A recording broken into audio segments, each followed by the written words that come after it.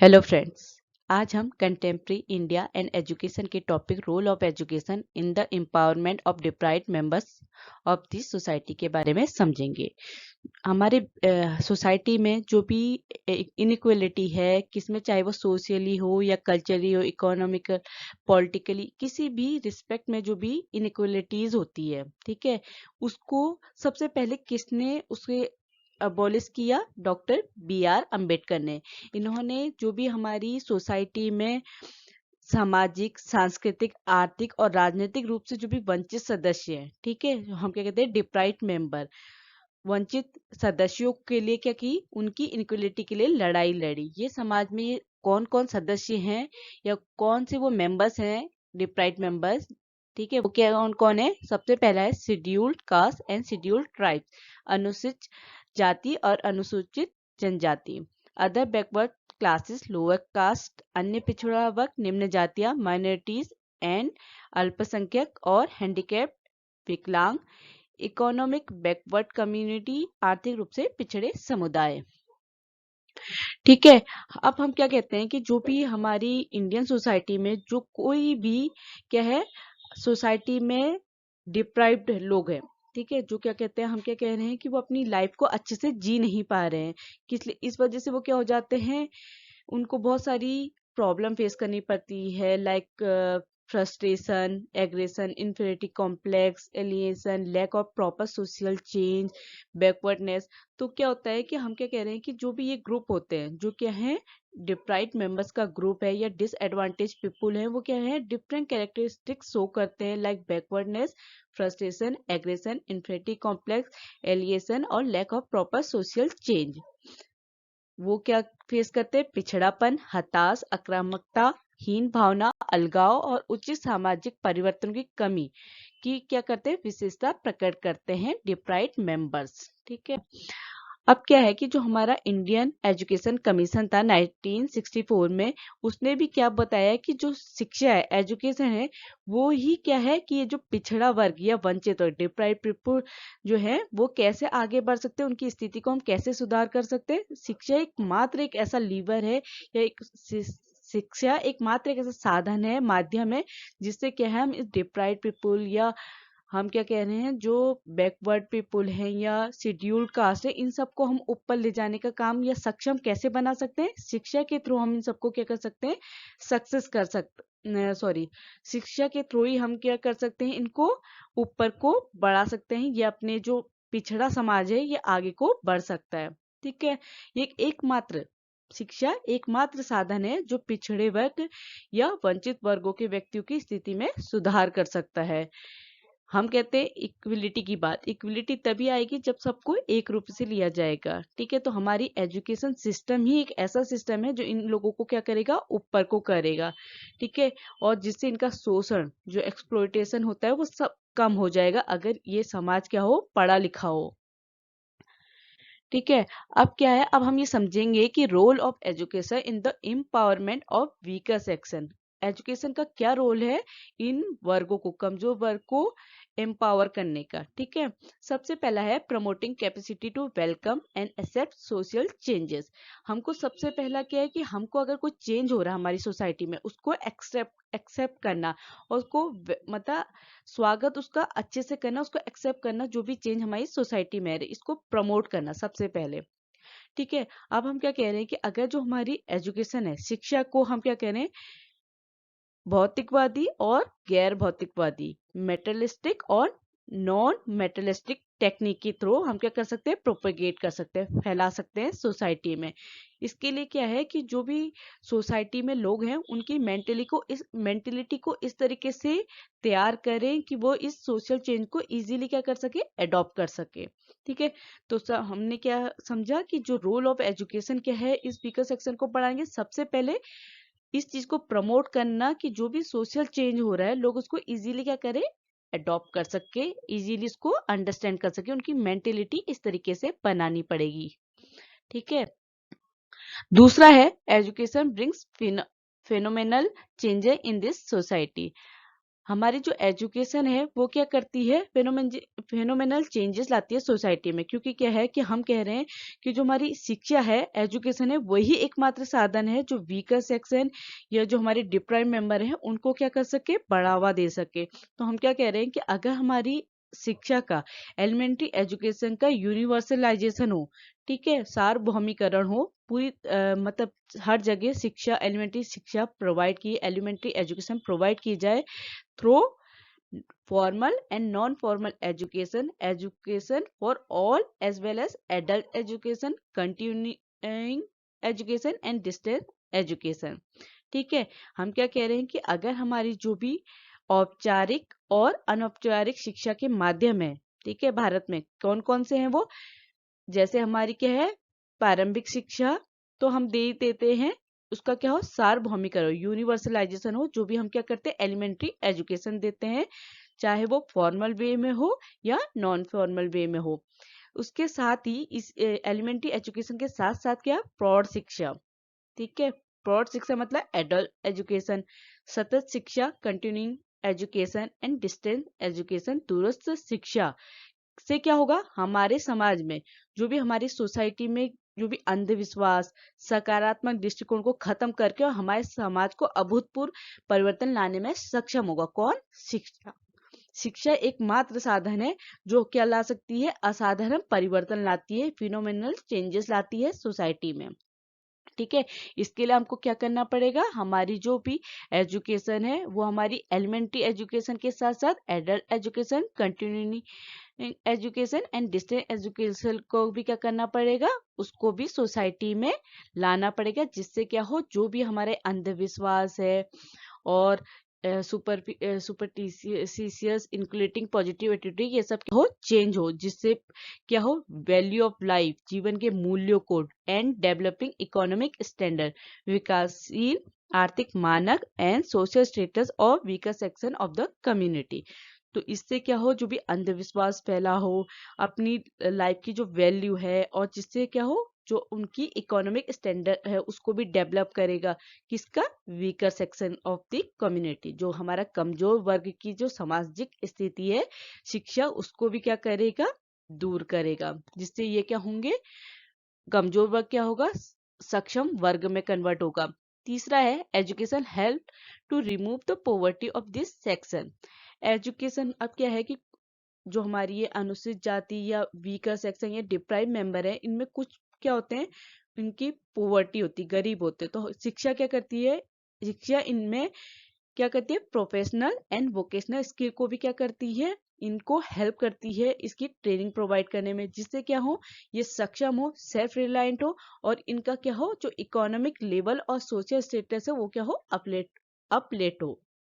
ठीक है, हम क्या कह रहे हैं कि शिक्षा क्या करती है, इन वर्गों को, मतलब जो डिप्राइव मेंबर हैं, उनकी गरीबी को दूर करने में मदद करती है। कैसे, उनको प्रोफेशनल, पेशेवर और व्यावसायिक कौशल, जो भी उनका वोकेशनल स्किल्स हैं, उनकी ट्रेनिंग दी जाएगी। तो इससे क्या होंगे, जो छात्र हैं, जो स्टूडेंट है, वो आत्मनिर्भर होंगे, सेल्फ रियलाइंट होंगे, जिससे क्या है, उनका आर्थिक स्तर और सामाजिक स्थिति ऊपर उठने में क्या होगी, सक्षम बनाई जा सकेगी। वो भी क्या, एजुकेशन करेगी ये सब। ठीक है, education help to remove the poverty of this section. Education क्या है, इसी के साथ क्या है कि हम कह रहे हैं कि उसी से रिलेटेड है कि अगर हमारी पॉवर्टी दूर होगी तो क्या है, धीरे धीरे उसकी अपनी एक पावर बनेगी, वो सोसाइटी में अपने को थोड़ा प्राउड फील करेगा, और उसको होप होगी कि वो आगे को जो भी उसकी अपनी पावर है, प्रेस्टीज है, कंफर्ट है, उसको वो इंजॉय कर पाएगा। शिक्षा इन सब में उनकी हेल्प करेगी, किसकी, वीकर सेक्शन की। ठीक है, फिफ्थ वन है अवेकिंग ऑफ इंडिविजुअलिटी, व्यक्तिगत की जागृति। अब हम क्या कहते हैं कि जो हमारी एजुकेशन है वो क्या करती है, इंडिविजुअल की थिंकिंग प्रोसेस को क्या करती है, डेवलप करती है। ठीक है, अगर कोई बच्चा पढ़ेगा तो उसकी थिंकिंग प्रोसेस भी क्या होगी, डेवलप होने लगेगी, जिससे क्या है, वो जो अपनी लाइफ रिलेटेड प्रॉब्लम है, चाहे वो उसके, अगर कोई बिजनेस कर रहा है, ठीक है, उसको जो भी, अगर उसने उसकी ट्रेनिंग ली है या उसने पढ़ाई की है उससे रिलेटेड, तो उसकी थिंकिंग पावर भी इम्प्रूव होगी, डेवलप होगी, तो क्या होगा, वो उसको क्या करेगा, इजीली उन प्रॉब्लम को सॉल्व करेगा जो वो उसके बिजनेस से रिलेटेड है।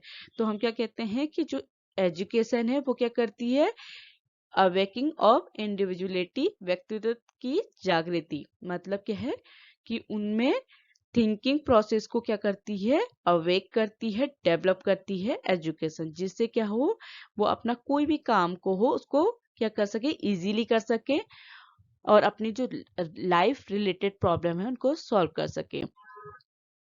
इसके बाद है provision in Indian constitution for education for weaker section of the society.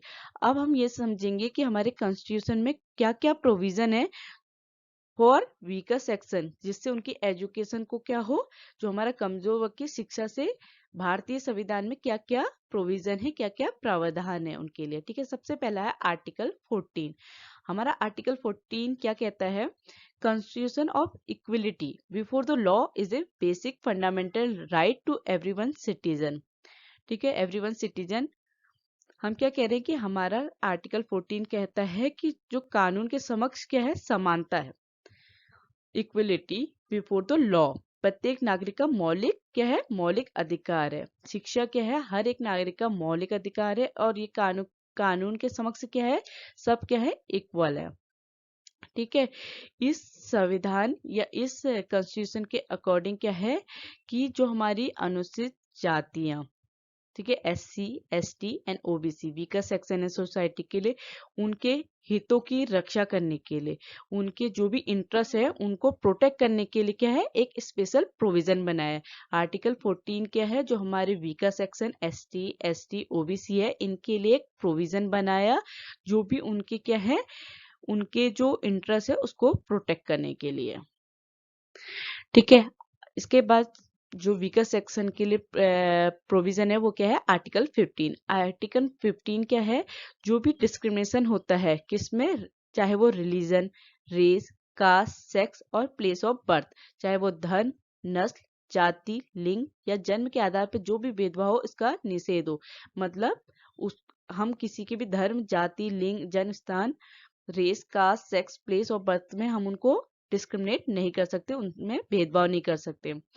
ठीक है, इसके ये प्रोविजन क्या है कि जो भी स्टेट है वो डिस्क्रिमिनेट नहीं कर सकता किसी भी नागरिक को, किसी भी सिटीजन को उनके रिलीजन, ठीक है, धर्म, रेस, नस्ल, कास्ट, जाति, सेक्स, लिंग, प्लेस ऑफ बर्थ, जन्म स्थान, इनमें से किसी के भी आधार पे किसी भी नागरिक का क्या हो, डिस्क्रिमिनेशन ना हो। ये क्या है, आर्टिकल 15 में लिखा है। ठीक है, कि कोई भी स्टेट किसी भी व्यक्ति का उसकी कास्ट, रेस, सेक्स, बर्थ से क्या करे, डिस्क्रिमिनेट नहीं कर सकता उसको। अब क्या है कि कोई भी अगर कुआं, तालाब, नहाने के घाट, सड़कों, सार्वजनिक resort, wells, tanks, bathing ghats, roads and place of public resort, अगर वो मेंटेन किसे हुए हैं स्टेट के फंड से, चाहे वो पूर्ण हो या आंशिक, होली या पार्शियल, मतलब अगर उसमें स्टेट का फंड लगा हुआ है इन कुएं, तालाब, वेल टैंक्स बनाने में, तो हम क्या करते हैं कि इस वेल टैंक्स को किसको डेडिकेट करते हैं, जो हमारी जनरल पब्लिक है, वो जनता के लिए समर्पित होते हैं। क्योंकि हम क्या कर रहे हैं, डिस्क्रिमिनेट नहीं कर रहे हैं, स्टेट किसी भी प्रॉपर्टी को डिस्क्रिमिनेट नहीं कर सकता अगर वो प्लेस किसके फंड से बना है, स्टेट के फंड से, चाहे वो पूर्ण हो या आंशिक हो, होली हो या पार्टली हो। हम क्या कहते हैं, तो वहां पे डिस्क्रिमिनेशन होता है, वो सिर्फ किसको डेडिकेट होगा, हमारी जो जनरल पब्लिक है। अब इसके बाद आता है आर्टिकल 46। आर्टिकल 46 क्या बताता है कि जो हमारी अनुसूचित जातियां, ठीक है, और अनुसूचित जनजातियां, हमारे शेड्यूल कास्ट और शेड्यूल ट्राइब्स के एजुकेशन को के विकास के लिए कौन जिम्मेदार है, संघीय सरकार। जो हमारी फेडरल गवर्नमेंट है वो किसके लिए रिस्पॉन्सिबल होती है, SC और ST के जो इकोनॉमिक और एजुकेशन डेवलपमेंट के लिए रिस्पॉन्सिबल होती है। कौन बताता है, आर्टिकल 46 कॉन्स्टिट्यूशन का आर्टिकल 46 ये बताता है कि जो हमारी फेडरल गवर्नमेंट है वो रिस्पॉन्सिबल होती है जो हमारी SC ST शेड्यूल कास्ट और शेड्यूल ट्राइब्स के इकोनॉमिक एंड एजुकेशनल डेवलपमेंट के लिए। ठीक है, उनका जो भी आर्थिक और शैक्षिक विकास के लिए कौन जिम्मेदार है, संघीय सरकार, ये लिखा है आर्टिकल 46 में। ठीक है, आर्टिकल 46 क्या कहता है कि जो भी हमारे स्टेट में क्या है, कमजोर वर्ग है, ठीक है, वीकर सेक्शन है, उसको क्या है, विशेष रूप से क्या करता है, एक स्पेशल केयर प्रोवाइड करता है या उसे प्रमोट करता है। वो किसके उसमें, एजुकेशन और इकोनॉमिक इंटरेस्ट में, ठीक है। कि कोई भी अगर शेड्यूल ट्राइब्स या वीकर सेक्शन है, उनको क्या करता है, प्रोटेक्ट करता है उनकी social injustice and from of exploitation. मतलब अगर उनको कोई भी जो उनके क्या है, उनकी जो उनपे क्या है शोषण हो रहा है, उनमें जो भी इनजस्टिस हो रहा है, कि उनपे क्या है अन्याय हो रहा है, इन सब की रक्षा करेगा। इस तरीके का प्रोविजन बना है आर्टिकल 46 में, ठीक है। आर्टिकल 46 में क्या है, एक प्रोविजन बना है कि जो भी हमारी कमजोर वर्ग है, वीकर सेक्शन है, उनको क्या है, शिक्षा और आर्थिक हितों को विशेष से ध्यान से बढ़ावा देगा। मतलब उनकी जो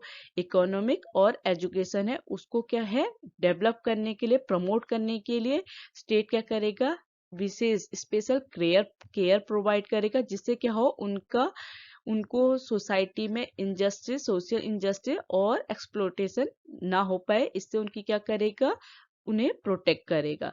ये क्या है, directive principle of state policy है, आर्टिकल 46। इसके बाद है आर्टिकल 338। आर्टिकल 338 क्या है, special officer for schedule caste, schedule tribes, जो अनुसूचित जाति, अनुसूचित जनजाति आदि के लिए एक विशेष अधिकारी, ठीक है। ये विशेष अधिकारी कौन अपॉइंट करता है, प्रेसिडेंट अपॉइंट करता है। आर्टिकल 338 में क्या है कि कोई भी जो हमारी एसटी एससी है, उनके लिए जो स्पेशल ऑफिसर है, वो कौन अपॉइंट करता है, प्रेसिडेंट अपॉइंट करता है, या प्रेसिडेंट के द्वारा अपॉइंट किया जाता है। इसमें क्या है कि उस स्पेशल ऑफिसर का काम क्या होगा, कि उसकी क्या ड्यूटी है, कि वो ये इन्वेस्टिगेट करेगा कि जो भी शेड्यूल कास्ट और शेड्यूल ट्राइब्स, एससी और एसटी है, उनको जो भी उनकी कामकाज है, ठीक है, उसका क्या करे, वो जांच करे, कि जैसे उनके हमने जो भी आर्टिकल्स बने, ठीक है। तो आर्टिकल 338 में क्या है कि ये जो भी हम कह रहे हैं कि ये काम वीकर सेक्शन के लिए हो रहे हैं, पर ये हो रहे हैं या नहीं हो रहे, इनकी जांच के लिए क्या है कि राष्ट्रपति प्रेसिडेंट एक स्पेशल ऑफिसर अपॉइंट करेगा, जो भी क्या करेगा, इन सब मैटर की क्या करेगा, इन्वेस्टिगेशन करेगा, और इसकी रिपोर्ट भी किसे सबमिट करेगा, प्रेसिडेंट को करेगा, और प्रेसिडेंट क्या करेगा, इसको प्रत्येक सदन, हाउस ऑफ पार्लियामेंट के सामने इस रिपोर्ट को क्या करेगा, प्रस्तुत करेगा, प्रेजेंट करेगा, कि कैसे देश में हमारी जो वीकर सेक्शन है, डिप्राइव्ड मेंबर है, उनकी स्थिति क्या है, ठीक है। इसके बाद है article 339, control of the union over administration of scheduled area of the welfare of scheduled tribes। जो हमारा आर्टिकल 339 है, वो क्या है, जो अनुसूचित क्षेत्रों के प्रशासन, ठीक है, एडमिनिस्ट्रेशन और अनुसूचित जनजाति के कल्याण पर किसका नियंत्रण होगा, यूनियन का, ठीक है, संघ का नियंत्रण होगा। इसके बाद है आर्टिकल 340 में क्या है, appointment of a commission to investigate the condition of backward classes. जो आर्टिकल 340 है, उसमें क्या होगा, जो हमारी बैकवर्ड क्लासेस है या पिछड़ा वर्ग है, उसकी स्थिति की जांच के लिए क्या होगा, एक आयोग की नियुक्ति होगी, एक कमीशन की नियुक्ति होगी, किसमें, आर्टिकल 340 में। इस वीडियो को पूरा देखना, क्योंकि एक भी पॉइंट मिस करेंगे तो आप आर्टिकल मिस कर जाएंगे, और उसके बाद क्या होगा कि जब आपके शॉर्ट आंसर में इससे रिलेटेड कोई भी क्वेश्चन आएगा तो आप मिस कर जाएंगे। तो इसलिए वीडियो को पूरा अच्छे से देखिएगा, ठीक है। अब क्या है कि आपको पता है कि जो हमारा आर्टिकल 338 में क्या है कि जो हमारे प्रेसिडेंट है, वो स्पेशल ऑफिसर अपॉइंट करता है। आर्टिकल 340 में क्या है, हमने कहा एक आयोग, एक कमीशन का अपॉइंटमेंट है। इसको भी कौन अपॉइंट करता है, प्रेसिडेंट अपॉइंट करता है, कि जो हमारा समाज है, इसके अंदर जो भी क्या है, वीकर सेक्शन की किस तरीके की कंडीशन है, कि कैसे वो सोशली, एजुकेशनली कैसे पिछड़ रहा है, ये हमारी क्लासेस, जो बैकवर्ड क्लासेस है, वो किस तरीके से उनके लिए काम हो रहा है, चाहे उनकी सोसाइटी से रिलेटेड हो या उनके एजुकेशन से रिलेटेड। तो इसके लिए कमीशन की क्या करता है, का गठन करता है, अपॉइंट करता है, ठीक है। इसके तहत क्या होता है कि जो भी ये कर्मी, जो भी वो होते हैं क्या जो ये कमीशन है वो इसमें क्या है, लोगों को अपॉइंट करेंगे और जो भी स्टेट या हमारे यूनियन में कोई भी प्रॉब्लम आएगी उनको दूर करने और उनमें उनकी स्थितियों को सुधार करने में ये आयोग क्या करेगा, काम करेगा। पहले वो स्थितियों को समझेगा, जानेगा, फिर जो भी प्रॉब्लम फेस कर रहा है, चाहे वो यूनियन सेंटर हो या स्टेट हो, उन प्रॉब्लम को क्या करेगा, रिमूव करेगा उन डिफिकल्टी को और इम्प्रूव भी करेगा। ठीक है, किसके लिए, जो यूनियन सेक्शन है, क्योंकि राष्ट्रपति के आदेश के द्वारा भारत में क्या है, भीतर सामाजिक और शैक्षिक रूप से पिछड़े वर्ग की स्थिति की जांच करने के लिए और जिन कठिनाइयों के तहत वो काम करते हैं और उठाए जाने के कदमों के बारे में सिफारिश करने के लिए ऐसे कर्मियों से मिलकर एक आयोग नियुक्त कर सकते हैं। ठीक है, समझ गए कि प्रेसिडेंट क्या है, आर्टिकल 340 के अकॉर्डिंग एक कमीशन अपॉइंट कर सकता है, जो क्या हो, जो हमारे वीकर सेक्शन है उनकी ये इन्वेस्टिगेट करना कि उनकी सोशली या एजुकेशनली कंडीशन क्या है और उससे क्या हो, जो भी वो डिफिकल्टी फेस कर रहे हैं, ठीक है, उसको दूर करना, उन डिफिकल्टीज को रिमूव करना और साथ में साथ इम्प्रूव करने के लिए स्टेट और यूनियन की हेल्प करना। किसका काम है, इस कमीशन का, जो प्रेसिडेंट अपॉइंट करता है। ये जो कमीशन है, ठीक है, ये क्या करेगा, इन्वेस्टिगेट करेगा matter of fact and report refer to president.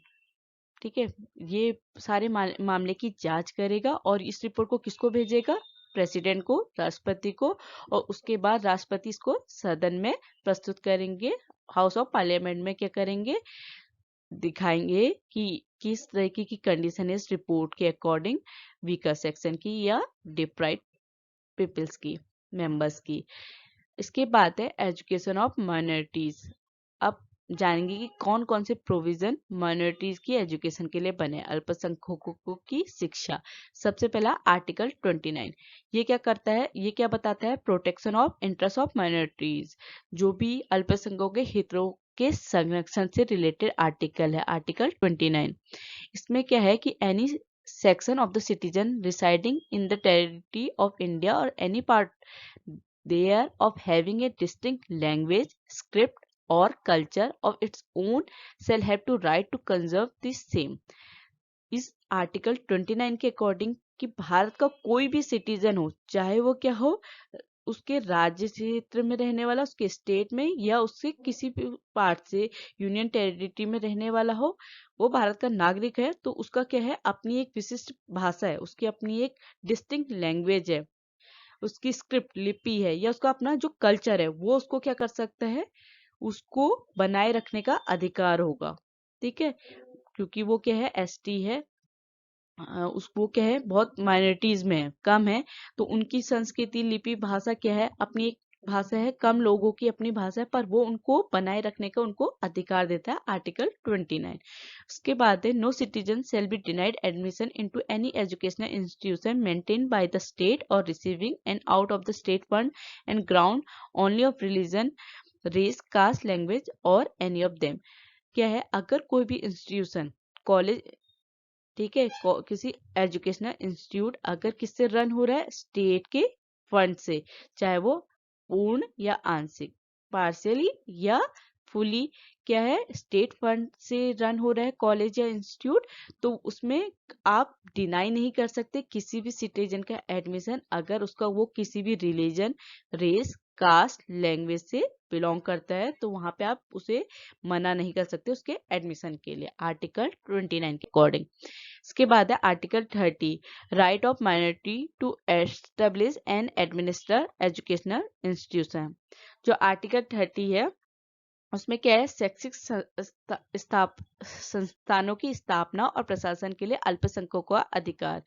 ये क्या देता है, राइट देता है माइनॉरिटीज को कि वो अपना क्या है, एजुकेशनल इंस्टीट्यूट क्या करे, एस्टेब्लिश भी कर सकते हैं और एडमिनिस्टर, उसको स्थापित भी कर सकते हैं, उसका प्रशासन भी कर सकते हैं। माइनॉरिटीज को आर्टिकल 30 ये राइट देता है। ठीक है, इसके अकॉर्डिंग क्या है कि जो भी माइनॉरिटीज हैं वो क्या है, अगर वो रिलीजन या लैंग्वेज बेस्ड हो तो उनको ये अधिकार है, राइट है कि वो अपना क्या है, एजुकेशनल इंस्टीट्यूट अपनी चॉइस का क्या कर सकते हैं, एस्टेब्लिश भी कर सकते हैं, एडमिनिस्टर भी कर सकते हैं, मतलब उसको स्थापना भी कर सकते हैं अपने एजुकेशनल इंस्टीट्यूट की और साथ में उसको चला भी सकते हैं, आर्टिकल 30 में। ठीक है, ये किसके लिए है, माइनॉरिटीज के लिए।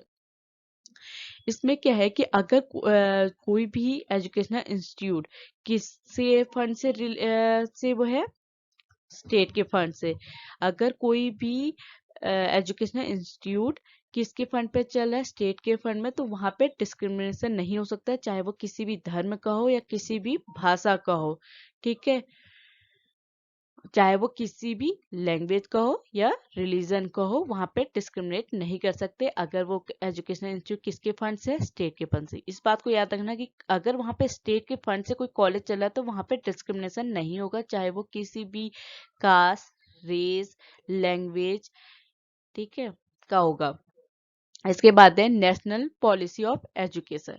जो नेशनल पॉलिसी ऑफ एजुकेशन 1986 है, वो क्या है, इसमें इसका मेन फोकस क्या था नेशनल पॉलिसी का, कि जो हमारे educational development and equality of SC ST people with non SC ST group at all level of education. इसका फोकस क्या था इस पॉलिसी का, कि जो हमारे क्या है SC और ST है, और जो क्या है नॉन SC और ST, एक तो क्या है जो हमारे अनुसूचित जाति अनुसूचित जनजाति, और जो नए गैर अनुसूचित जाति और अनुसूचित जनजाति है, उनके समूह, मतलब इन दोनों के बीच में SC ST पीपल और non ST SC people group के बीच में जो क्या है डिफरेंस है, उनको क्या करना, खत्म करना, उनके उसमें एजुकेशन के लेवल में क्या करना, इक्विलिटी लाना। इस पॉलिसी का इस पॉलिसी का मेन गोल या मेन फोकस क्या था, कि जो हमारे SC ST people with non ST SC group के में जो एजुकेशनल डेवलपमेंट एंड इक्विलिटी लाना। ठीक है, अब इसके गोल समझेंगे क्या है। सबसे पहला क्या है, pre matric scholarship scheme for children of families to be made applicable from class 1 onward. क्या है, जो भी परिवार के बच्चों के लिए जो प्री मैट्रिक छात्रवृत्ति है, ठीक है, प्री मैट्रिक स्कॉलरशिप स्कीम कौन सी कक्षा से लागू हो जाएगी, क्लास 1 से। ठीक है, ये गोल है NP जो 1986 में बना था, उसके अकॉर्डिंग जो भी बच्चा 1 साल से उसके लिए क्या हो, प्री मैट्रिक स्कॉलरशिप स्टार्ट हो जाएगी। और ये हम किसकी बात कर रहे हैं, सब वीकर सेक्शन की, डिप्राइव्ड मेंबर की। उसके बाद है recruitment of teacher from scheduled caste. क्या हो कि जो अनुसूचित जाति के शिक्षकों की भर्ती हो। ठीक है, इसके बाद provision of facility for SC student in hostel at district headquarter according to a phased programme.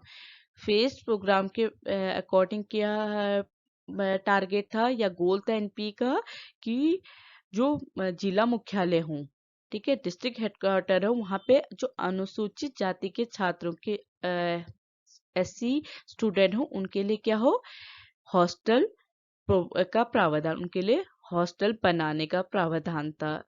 NP 1986 का सबसे पहला क्या है, जो भी बच्चे क्या हो क्लास 1 से, उनके लिए क्या हो, प्री मैट्रिक स्कॉलरशिप स्कीम लागू करना, एप्लीकेबल करना। दूसरा, जो SC टीचर की क्या हो, रिक्रूटमेंट, उनकी शिक्षक की भर्ती हो, किनकी, अनुसूचित जाति की। तीसरा क्या है, कि जो हमारे जिला मुख्यालय या डिस्ट्रिक्ट हेडक्वार्टर है, वहां पे जो SC स्टूडेंट है, उनके लिए क्या हो, हॉस्टल बनाना अकॉर्डिंग टू फेस प्रोग्राम। इसके बाद है location of school building, balwadis and adult education centre in such a way as to facilitate full participation of the schedule caste. जो भी स्कूल के भवन का स्थान या बालवाड़ी और प्रौढ़ शिक्षा केंद्र हो, इन सब के लिए क्या हो, अनुसूचित जातियों की पूर्ण भागीदारी को सुविधाजनक बनाए रखे, क्योंकि इनके साथ क्या है डिस्क्रिमिनेशन ना हो। तो इस तरीके से स्कूलों का निर्माण हो, बालवाड़ी हो, प्रौढ़ शिक्षा हो, जो एडल्ट एजुकेशन है, उनको इस तरीके से बनाना जिससे क्या हो, जो शेड्यूल कास्ट है वो उनका क्या हो, फुल पार्टिसिपेशन हो, पूर्ण भागीदारी हो, उसको वो क्या कर सके, इजी कर सके। इस तरीके से उसको लोकेट करना, उसको इस तरीके से उसकी ये जो स्कूल बिल्डिंग है इस तरीके से बनाना। पांचवा है finding new method to increase the participation of the schedule caste in the education process. जो शिक्षा प्रक्रिया में अनुसूचित जाति की भागीदारी को बढ़ाने के लिए नए तरीके खोजना, ऐसी मेथड्स को फाइंड आउट करना जो क्या करे, शेड्यूल कास्ट के पार्टिसिपेशन को इंक्रीज कर सके एजुकेशन प्रोसेस में, जिससे क्या हो, एजुकेशन प्रोसेस में ज्यादा से ज्यादा शेड्यूल कास्ट पार्टिसिपेट करे। इस तरीके की मेथड को फाइंड करना, न्यू मेथड्स को फाइंड आउट करना। इसके बाद है एजुकेशन ऑफ शेड्यूल्ड ट्राइब्स, जो अनुसूचित जनजातियों की शिक्षा।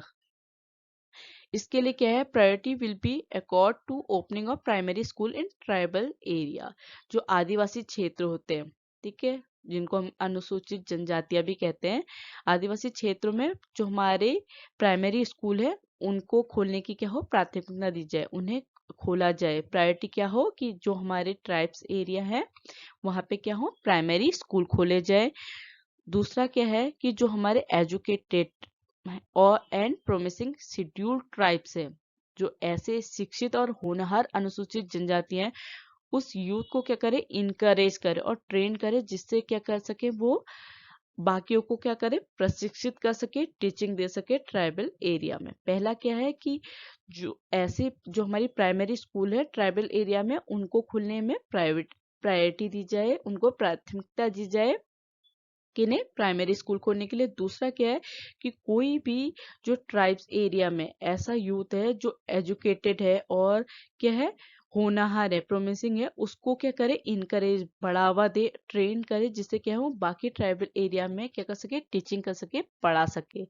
तीसरा है रेसिडेंशियल स्कूल इंक्लूडिंग आश्रम school will be establish on a large scale, जो आश्रम विद्यालय सहित आवासीय विद्यालयों की स्थापना बड़े पैमाने में की जाए। अब क्या है, रेसिडेंशियल स्कूल साथ साथ आश्रम स्कूल भी क्या है, लार्ज स्केल में बनाए जाए, ठीक है।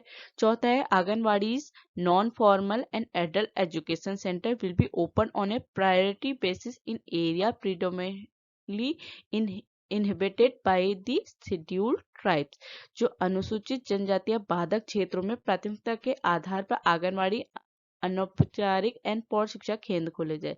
अब क्या हम क्या कह रहे हैं, जिस एरिया में ये चीज है, आंगनबाड़ीज और नॉन फॉर्मल और एडल्ट एजुकेशन सेंटर है, ये भी क्या खोले जाए, जो जहाँ पे आप नहीं खोल पा रहे, बाधित क्षेत्र हैं जहाँ पे हैं, वहां पे ये क्या करें, इन क्षेत्रों में आंगनवाड़ी और जो हमारी नॉन फॉर्मल और पौध शिक्षा केंद्र खोले जाए। इस तरीके के गोल किसका था, हमारा NPE, national policy of education 1986 का, ठीक है।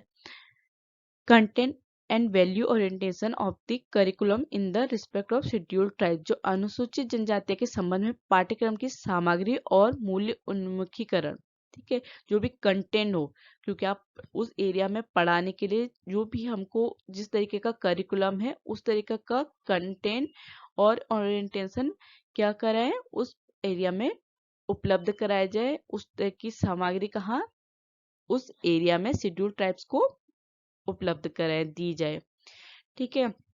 इसके बाद है education of other backward section and area and minorities, जो हमारा अन्य पिछड़ा वर्ग और क्षेत्रों और अल्पसंख्यकों की शिक्षा, ठीक है। अभी हमने SC ST माइनॉरिटी सबकी शिक्षा को है, अब जो और अदर बैकवर्ड सेक्शन है उनके बारे में समझेंगे। क्या है, सुटेबल इंसेंटिव, जो समाज में सभी शैक्षिक रूप से पिछड़े वर्ग हैं, विशेष रूप से कौन, ग्रामीण, पहाड़ी, दूर दराज के क्षेत्र को उपयुक्त प्रोत्साहन प्रदान किया जाएगा। इसमें क्या है कि जो भी एरिया जहाँ पे क्या है शिक्षा, जो भी एरिया शिक्षा से जुड़ा हुआ नहीं है, क्योंकि हम क्या कह रहे हैं, जो हमारा बैकवर्ड एरिया है, जो शिक्षा नहीं प्राप्त कर पा रहा है, वो सोसाइटी, स्पेशली कौन, जो क्या है रूरल, हिली और रिमोट एरिया, दूर दराज, पहाड़ी और ग्रामीण को क्या करें, प्रोत्साहित करें, उनको क्या करें, शिक्षा लेने के लिए प्रोत्साहित करें। इसके लिए क्या क्या है कि इसके लिए एजुकेशन को क्या किया कि जो भी माइनॉरिटी ग्रुप है जिनका interest of equality of social justice, इस तरीके का क्या करें कि जो समाज में सामाजिक न्याय और समानता के इन अल्पसंख्यक समूह को शिक्षा पर अधिक ध्यान दिया जाएगा। कि मतलब जो एरिया शिक्षा से नहीं जुड़ पा रहा है, जो हमारी सोसाइटी शिक्षा जिससे बहुत दूर है, उसको क्या करें, उस एरिया पे इक्वलिटी लाने और क्या सोशल जस्टिस के लिए उस समूह को, उस बैकवर्ड एरिया की शिक्षा पे अधिक ध्यान दिया जाएगा। ये सब गोल है एनपी के। ठीक है, इन सुविधा के अतिरिक्त क्या है, यह सुनिश्चित किया जाना चाहिए कि जो सरकारी और सरकारी सहायता प्राप्त विद्यालय हैं, ठीक है, मैंने क्या कहा कि कोई भी अगर कॉलेज इंस्टीट्यूट अगर क्या है स्टेट के फंड से चल रहा है, ठीक है, तो यहाँ पे भी क्या बात है कि वहाँ पे क्या हो, एससी और एसटी कम्युनिटी के लिए क्या हो 1.5% एंड 7.5 रेस्पेक्टिवली, मतलब एससी के लिए 1.5% और एसटी के लिए 7.5% क्या हो, आरक्षण हो, या हम कह सकते हैं कि वहाँ पे क्या है इनको अनिवार्य हो कि यहाँ पे क्या हो, सरकारी और सरकारी सहायता प्राप्त करने विद्यालय में शिक्षक अनिवार्य रूप से कितने होने, कौन कौन होना चाहिए, 1.5% कौन होना चाहिए, अनुसूचित जाति, और 7.5 कौन होना चाहिए, अनुसूचित जनजाति। 1.5 एससी और 7.5 कौन होना चाहिए, एसटी होना चाहिए किसी भी स्कूल में अगर वो स्कूल क्या है गवर्नमेंट के फंड से रन कर रहा है। इसके लिए क्या है, इससे क्या है शिक्षा को बढ़ावा दिया जाएगा, जो बैकवर्ड वो है पिछड़ा समाज है उसको क्या है बढ़ावा मिल सकेगा, जिससे क्या है कि हम ये जान सकेंगे कि ये जो पिछड़ा वर्ग है हम इसे कैसे बढ़ावा दे रहे हैं। उसको क्या कर रहे हैं कि हम किसी स्कूल में अगर ये फिक्स कर दे रहे हैं कि इतनी सीटें किसके लिए है, उस कम्युनिटी के लिए जो वीकर सेक्शन से रिलेटेड है, वो मेंबर जो डिप्राइव्ड है, तो उसको उस स्तर में जिससे क्या हो शिक्षा सब तक पहुंचे, इक्वलिटी हो, सोशल जस्टिस हो, इसके लिए क्या है एनपीए ने कुछ गोल्स बनाए। ठीक है, अगर आपको मेरा कंटेंट समझ में आया तो please like share and subscribe. Thank you.